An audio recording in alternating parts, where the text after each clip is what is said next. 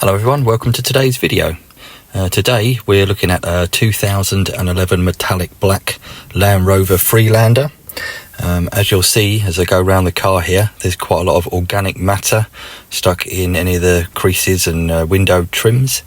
The wheels are very dirty and the tyres are faded and going brown.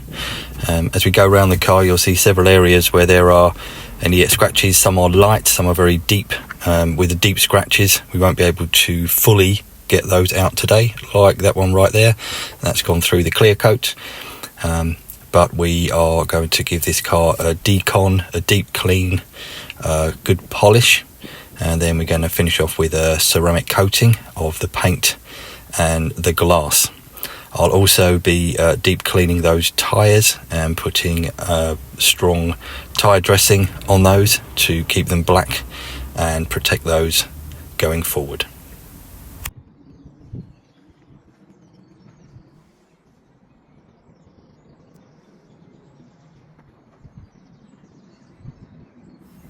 As you can see, the roof rack and some of the side trims that are plastic are looking quite faded and oxidized. I won't be restoring those in today's video, but that may be something I'll be coming back to at a later date.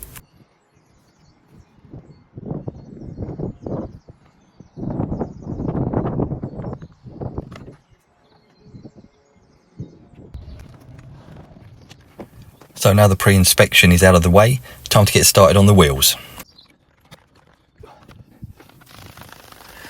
I want to deeply but safely clean these wheels. So initially I'm going to apply a wheel cleaner at a 1 to 10 solution, which is fairly light.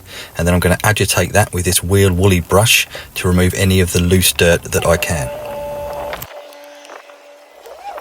Next I'm using a detailing brush to get into the tight spaces that the bigger wheel woolly can't reach. Next I clean the tyres with a stiff brush and then rinse everything down thoroughly before applying the next chemical.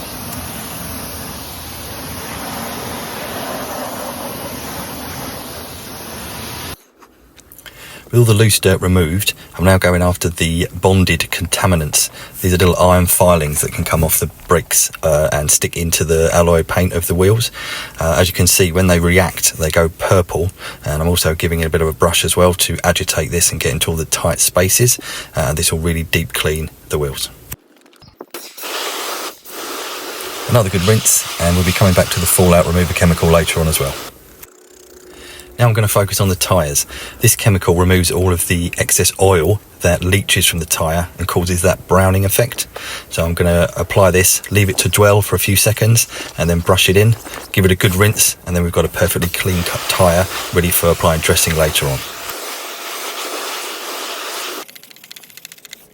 With the wheels all done, I'm going to be focusing now on the dirtiest parts of the car, which are the organic matter areas. I'm applying a all-purpose cleaner, 1 to 20 dilution. Let this soak for a while and that will help to loosen all of this before we apply the snow foam, and then it should come off easier when we do the wash.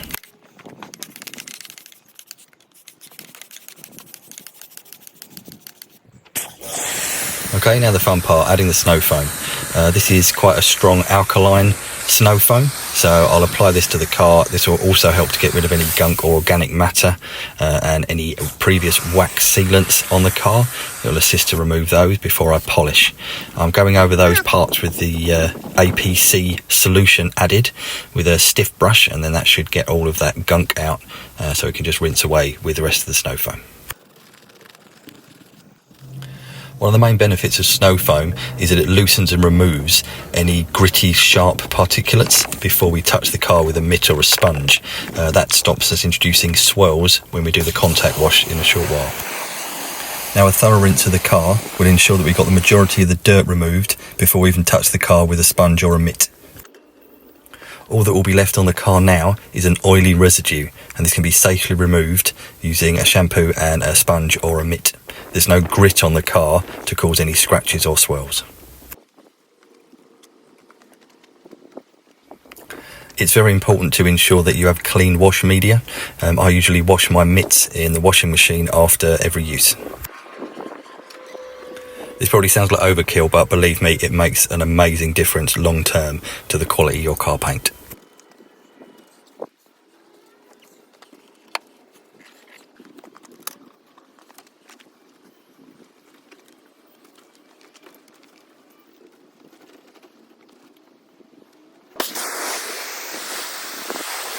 Another good rinse. Now the car is completely clean except for the bonded contaminants, so I'm going to use the same chemical as I did on the wheels to remove these from the paint. After that's thoroughly rinsed off, it's just the obligatory squeak test and then we're ready to dry.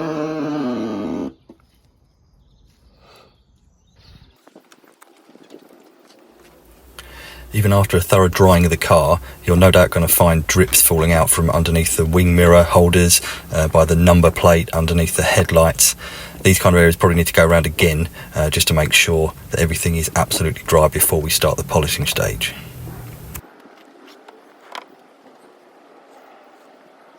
If after drying the paint looks clean but feels rough, it may need to be clayed to get the final contamination from it. I usually use a clay mitt rather than a clay bar with some lubricant, and this gives me some very good results. Okay, on to the polishing stage. I am using a soft pad and quite a light abrasive pot from Menzerna. This is because Land Rovers have soft paint, and so they don't require very hard polish in order to get them looking nice and shiny again.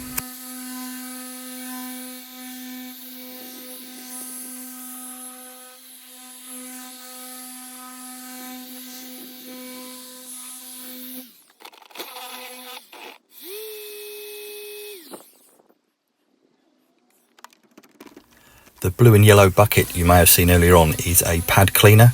They're very expensive for what they are, but they make a huge difference in the final result.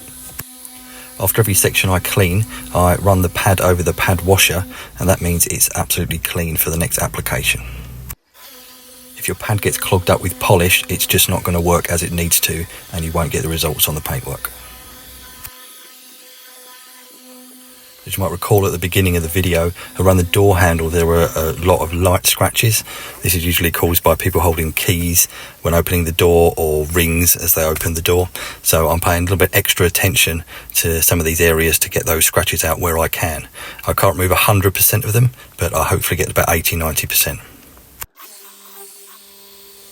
The headlights are also very hazed and faded looking. Obviously they take the brunt of the weather when you're driving along the road, so the polish here will bring them up to be nice and shiny and looking like new.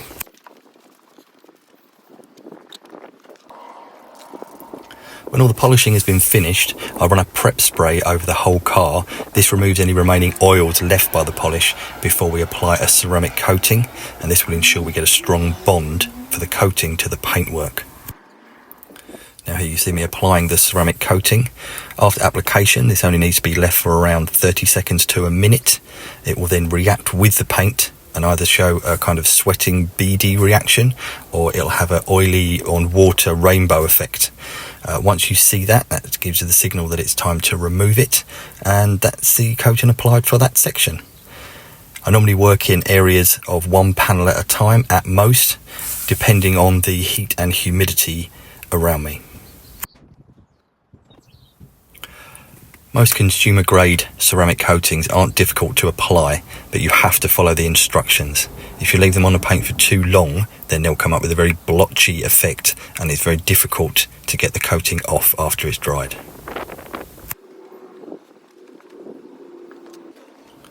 With the coating all done, we're just moving over to some final touches on the wheels.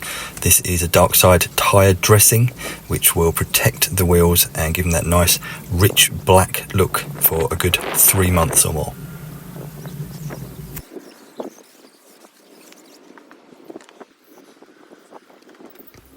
Finally, I'm going to clean and coat the glass around the car with a dedicated glass ceramic coating.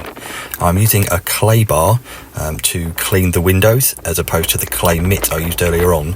Glass is a much harder material, obviously, than the paint, so I can use the clay bar to give it a really deep clean before I apply the coating.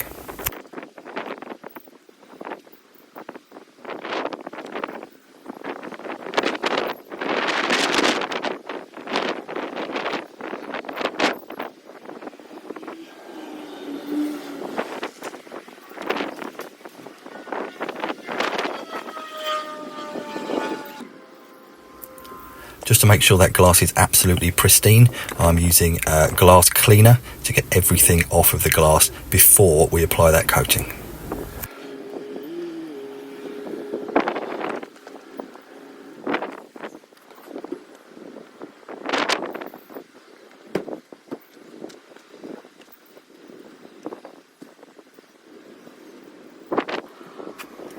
Now, glass coatings differ from paint coatings in the amount of time they need to bond with the surface. The paint coating only needs around 30 seconds, whereas glass coatings need around 20 minutes. So I'll have to leave this to soak on for around that time before taking it off.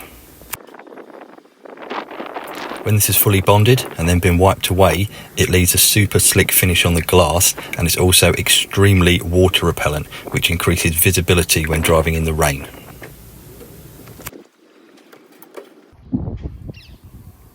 And that's everything done. Fully ceramic coated all round the car, wheels deep cleaned and dressed. I've got some shots here where you'll be able to see how reflective the paint is, and if you wait till the end of this walk around, I'll do some close-ups showing how well the metallic fleck is now showing through the paint.